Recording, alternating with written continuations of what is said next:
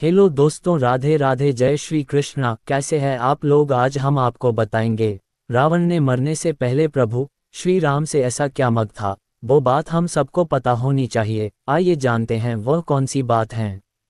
रावण ने मरने से पहले क्या कहा था, जो हर किसी को जरूर जानना चाहिए। जब भगवान राम और रावण के बीच युद्ध हुआ था तो रावण मृत्युशैया पर पड़ा था।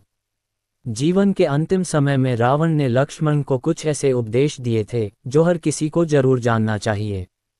रावण भले ही एक राक्षस कुल का राजा था, लेकिन उसके जैसा दुनिया में दूसरा कोई व्यक्ति नहीं।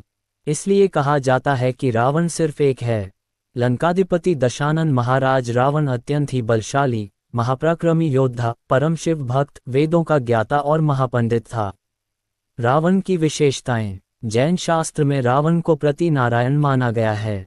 यही कारण है कि जैन धर्म के 64 शलाका पुरुषों में रावण का नाम भी शामिल है। रावण ब्रह्मा ज्ञानी और बहुविद्याओं का जानकार था।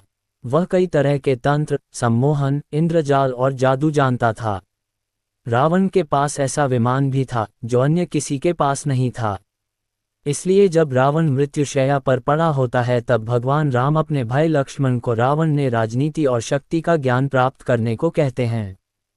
क्यों राम ने लक्ष्मण को रावण से शिक्षा लेने को कहा? जब राम और रावण के बीच युद्ध हुआ तो रावण की हार हुई। रावण मरणासन अवस्था में था। तब भगवान राम से लक्ष्मण को रावण ने शिक्षा लेने को कहा, क्योंकि राम भी जानते थे कि रावण इस संसार के नीति, राजनीति और शक्ति के महान पंडित थे। इसलिए राम ने लक्ष्मण से कहा कि तुम रावण के पास जाओ को उससे जीवन से जुड़ी ऐसी शिक्षाएं प्राप्त करो जो तुम्हें और कोई नहीं दे सकता है। भगवान राम की बात सुनकर लक्ष्मण मृत्युशैया पर पड़े रावण के सिर के पास जाकर खड़े हो गए। लेकिन लक्ष्मण के काफी देर खड़े होने पर भी रावण ने कुछ नहीं कहा।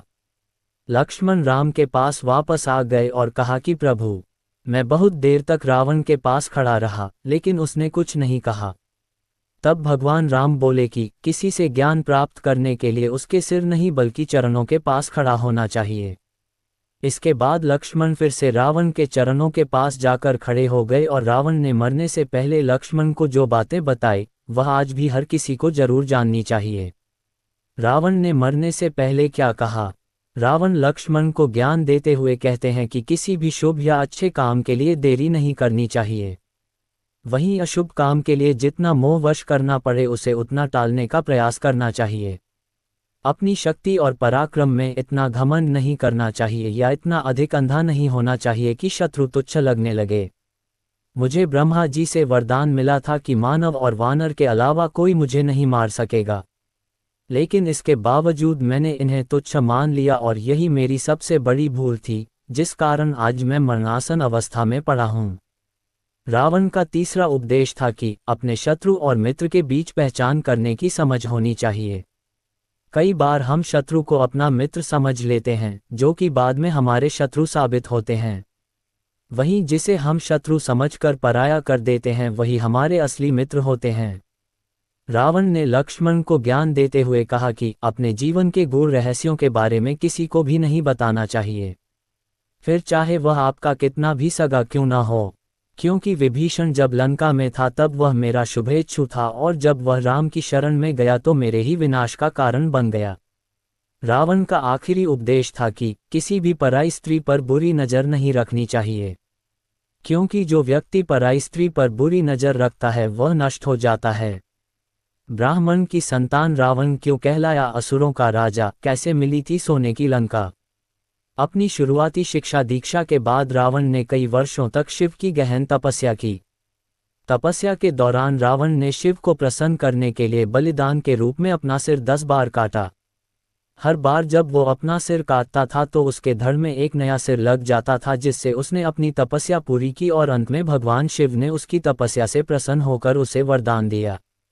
तब रावण ने अहंकार में अपने वरदान में नश्वर इंसानों को छोड़कर देवताओं, राक्षसों, सांप और जंगली जानवरों से हानि ना होने का वर मांगा, जिसका मतलब था कि ये सभी प्रजातियां उसे कोई नुकसान नहीं पहुंचा सकती।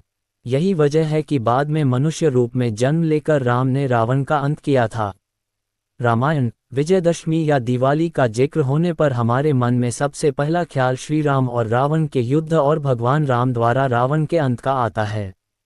लेकिन शास्त्रों में रावण को एक दैत्य, राक्षस, अत्याचारी के अलावा भी कई रूपों में वर्णित किया गया है।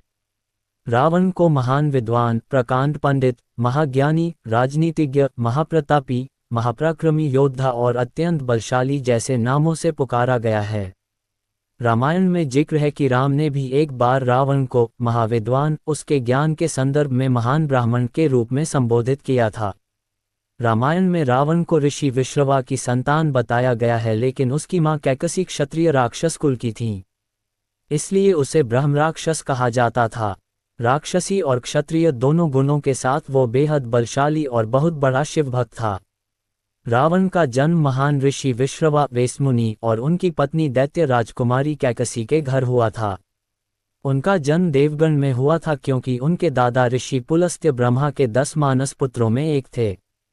वो 7 महान ऋषियों के समूह, जिसे सप्तर्षि कहा जाता है, उसके सदस्य थे। कैकसी के पिता और दैत्यों के राजा सुमाल्या की इच्छा थी कि उनकी बेटी की शादी नश्वर दुनिया के सबसे शक्तिशाली व्यक्ति के साथ हो ताकि उससे एक असाधारण संतान का जन्म हो। रावण के जन्म की ये है कहानी।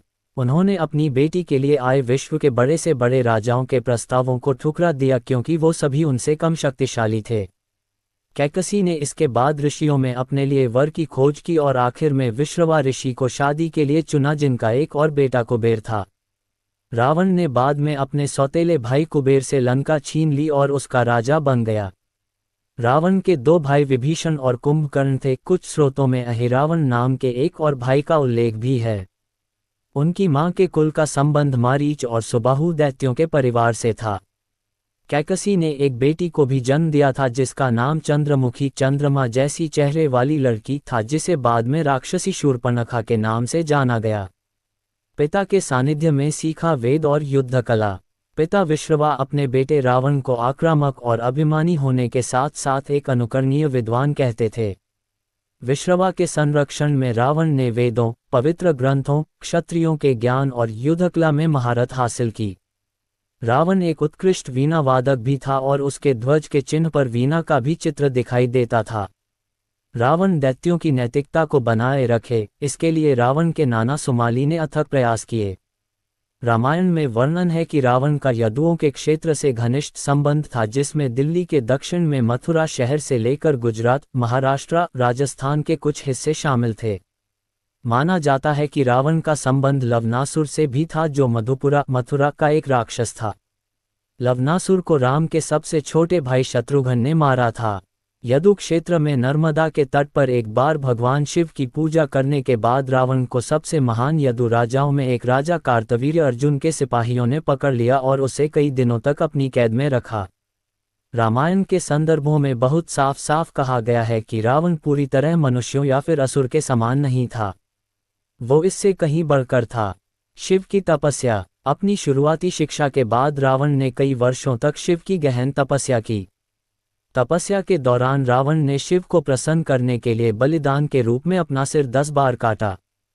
हर बार जब वो अपना सिर काटता था तो उसके धड़ में एक नया सिर लग जाता था, जिससे उसने अपनी तपस्या पूरी की और अंत में भगवान शिव ने उसकी तपस्या से प्रसन्न होकर उसे वरदान दिया। रावण ने भगवान शिव से अमरता, सदा अमर रहने का वर मांगा, जिसे शिव ने देने से इनकार कर दिया, लेकिन उन्होंने उसे अमरता का दिव्य अमृत दिया। इस वर का अर्थ था कि रावण जब तक जीवित रहेगा तब तक उसे परास्त नहीं किया जा सकता।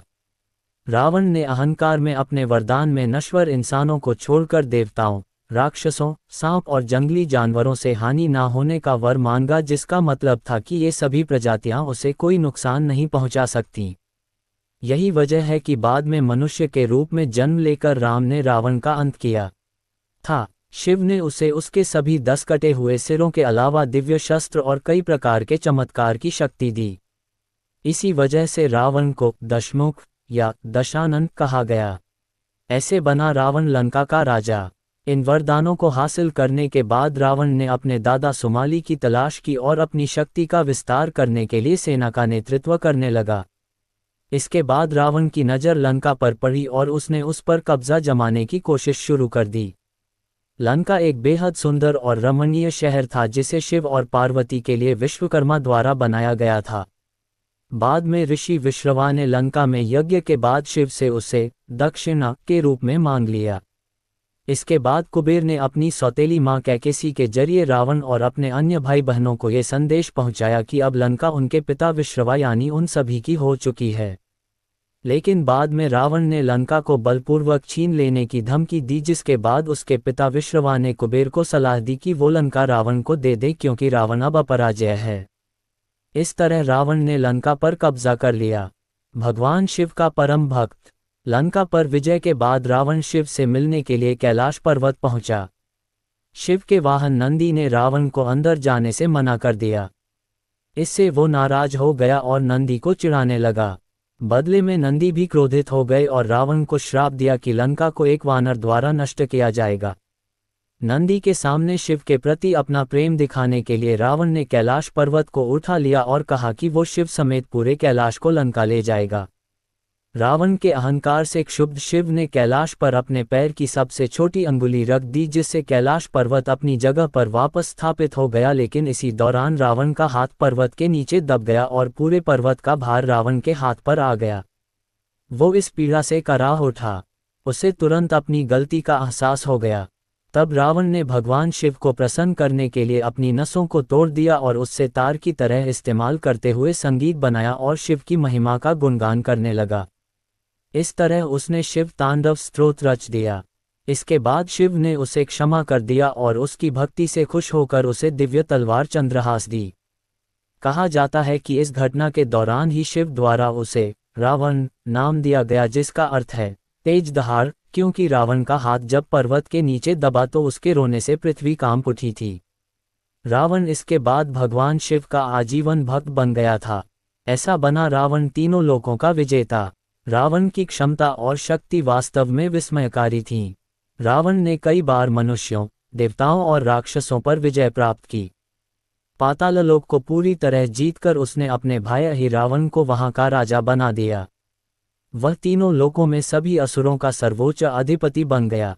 कुबेर ने एक बार रावण को उसकी क्रूरता और लालच के लिए आलोचना की, जिससे वो बहुत नाराज हो गया। भाई के इस अपमान के बाद वो स्वर्ग की ओर बढ़ा और देवताओं से युद्ध कर उन्हें हराया।